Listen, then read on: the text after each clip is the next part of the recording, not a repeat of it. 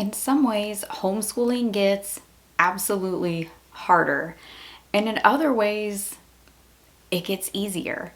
And I know that kind of sounds contradictory, but I feel like more people need to talk about this because there's not that many of us that have homeschooled through the stages that I'm homeschooling at. So I feel like I want to prepare all of my viewers for what is probably coming up for many of you.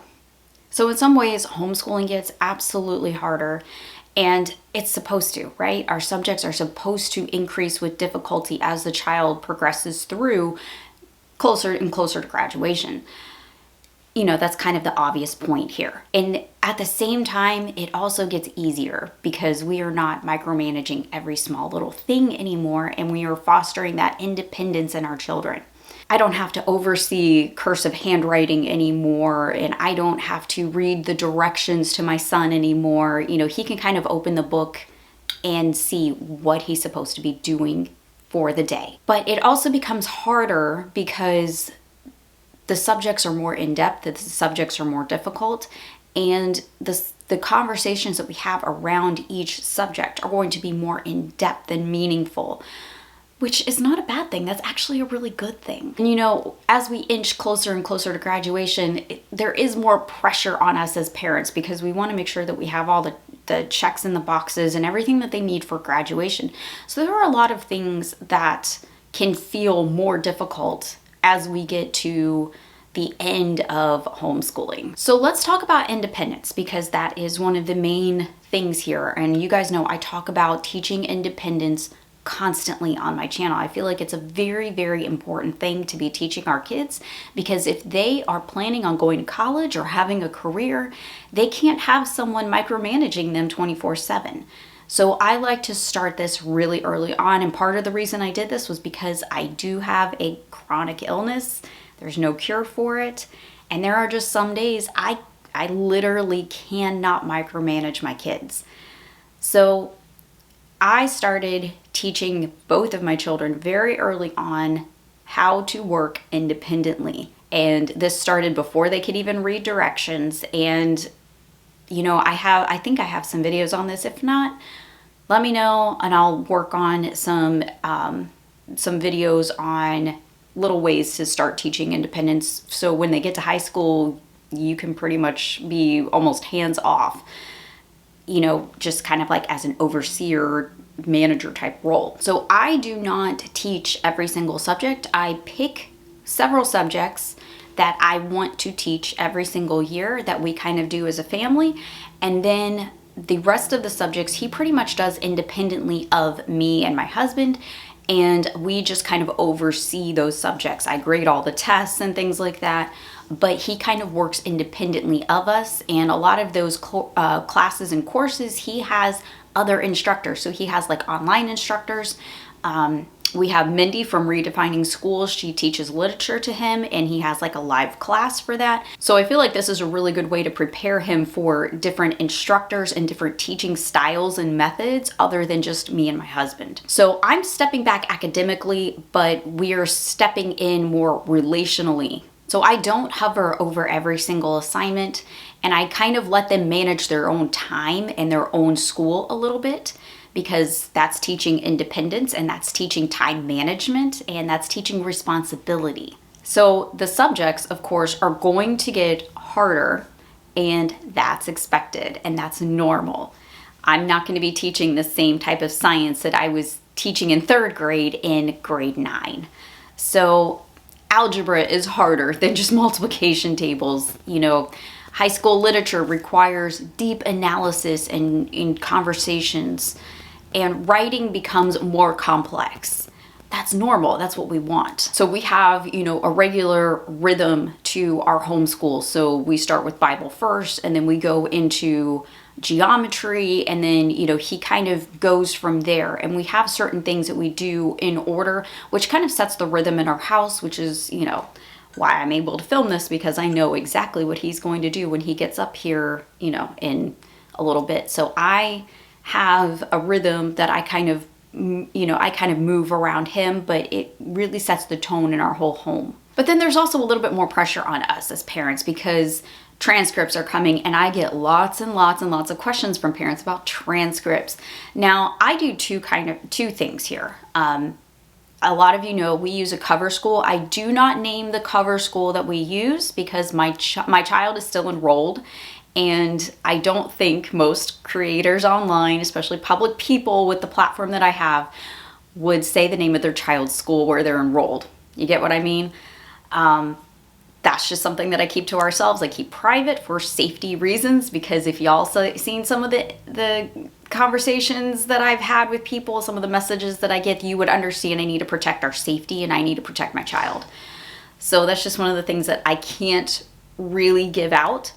But there are cover schools out there. I urge you to Google them and see if there's one that fits you if you want to do that. But we use a cover school because we are a military family and we were moving around a lot. And, when you go from state to state, the rules change for each state. So we came from Missouri, and Missouri's homeschool laws are so much more relaxed than where I'm at now in North Carolina. So what I did was I wanted all of our records in one place just in case they ever got lost in a move or whatever. So we enrolled in a cover school. And one of the cool things that came with this cover school was that we get to participate in graduation, and they make our transcript for us and everything. So that makes my life like a million times easier.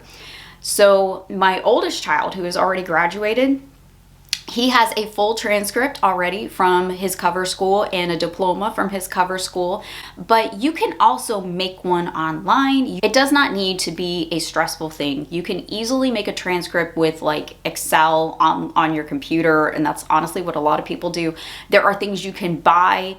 I urge you to go look at your state's requirements and see if maybe they have something to download, because my state did. They had it on their education website.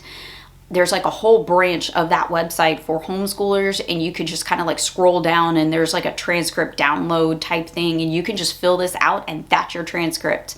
And then you can order diplomas online. It's actually a lot easier than I was making it out to be in my head when my kids were in like middle school and I was kind of like in homeschool panic.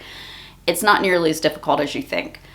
But there is a little bit more pressure on the parents because we're kind of coming up to that, and people are pressuring you like, well, you're going to put them in public school for high school, right? So they can get a diploma. Like homeschool kids can't get diplomas.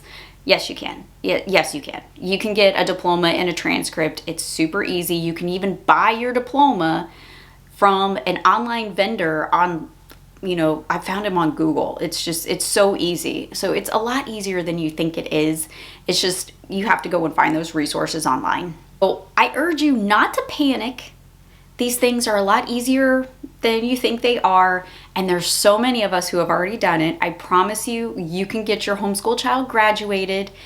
And after you do it once, it's just like, oh, that wasn't nearly as hard as I thought it was.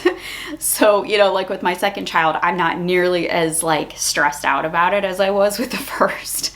So I'm here to tell you it's not as hard as you think it is. You can do it. And once you do it once, it's a lot easier for the rest of them. So these years are very formative. Okay, these high school years are just as important, if not more important, than those little years, because this is where all of those things that you taught them when they're little, like you see the fruit of them at this point. You don't want to mentally check out just because they're older, because this is where some of the most important worldview conversations are going to be held. So like for my oldest, when he was in his philosophy course and his worldview courses, we had some of the best and most important conversations ever as a family, because we were seeing what he was learning and we were seeing the fruit of those roots that were planted in him early on really come into fruition. And it was great. It was great. We really saw that happening, in real time. And those things are things that I never would have really got to see if he had been in public school. And I'm so glad that we got to do this, because I really got to see him blossom and come into his own. There is a little bit more, and I will say that this is one of those things that is a little bit more difficult. And this is really going to depend on your child too. But these kids have the added pressure of college. Are they going to go to college? Are they going to go to trade school? What are they going to do? Like, where are they going in life? And it's a lot of pressure for teenagers. Help them explore different options. I think it's important that we do that because some of these kids might be totally lost on what to do. So there is that added pressure for these kids, and that can become stress. That can become like a stress point and really stressful for everybody. So just remember that, and just remember to help them along a little bit with those decisions, because those are big decisions and they feel like they have to decide the rest of their life like right now. This next point is kind of where I'm at in all of this, and it's the what's next. So I get messages weekly right now like, well, when your youngest child graduates, what are you going to do? I don't know. I hope I keep making these videos for you. I don't plan on stopping just because I don't have a child in homeschool anymore. But there's also this, like, you know, sometimes it's really easy to lose ourselves as parents in homeschooling. And, you know, I try not to do that. I try to make sure that, you know, my whole life and my whole identity is not homeschool mom. I want my life to be rooted in Christ. I am a wife. I am a mom. Way before I'm a homeschool mom, I am all of those other things. So I urge you to not wrap your whole identity around being a homeschool mom, because this is temporary. And you need to remember that. And it's because it can be so easy when we have lots of kids to wrap our whole identity into being homeschool mom first. So I urge you to look at those other things. Look at your identity in Christ. Look at your identity as a wife and as just a mother before being a homeschool mom, because homeschool mom is just temporary. Those other things are forever. So really look at those roots of who you are first before you are homeschool mom, because this does end. So homeschooling does get easier and more difficult. You know, we're going to step back as parents, which makes it easier. I have more free time, which is great. But at the same time, we have these added pressures of other things, graduation and college and deep conversations and seeing our children become adults. But there are things that make it a little bit easier at the same time. So just be prepared for those things.